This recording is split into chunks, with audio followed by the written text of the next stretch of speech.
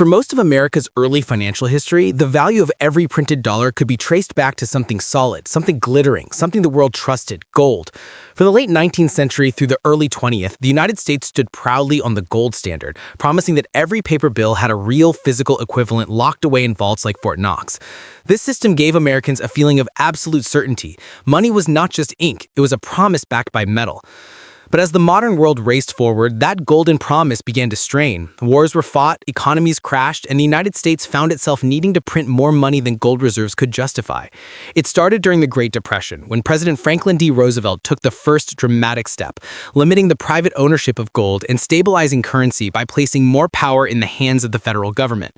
Still, the dollar remained loosely tied to gold, and global markets continued to see America as the anchor of monetary stability. Then came the mid-20th century, a world shaped by World War II and the Cold War. The United States became the banker of the planet, sending dollars overseas in loans, military spending, and reconstruction aid.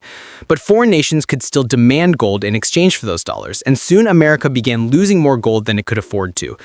The vaults that once seemed overflowing were shrinking, and confidence in the U.S. financial system began to tremble. By 1971, President Richard Nixon made a stunning announcement. The dollar would no longer be convertible to gold. In that televised address, he assured Americans that the move would protect the economy, stop rising inflation, and stabilize the currency. What he did in that single moment became known as the Nixon shock. The gold standard, which once was the bedrock of American money, was officially gone. The United States stepped into a new era, one where the dollar's value came not from physical metal, but from faith in the American economy itself. In the years that followed, inflation surged, interest rates swung wildly, and global markets scrambled to adapt.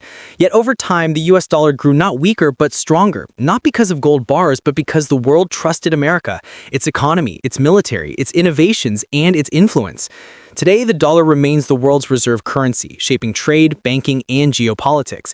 The gold standard may have ended, but America's financial power did not. Instead, it transformed the very meaning of money, turning paper into the might of a nation.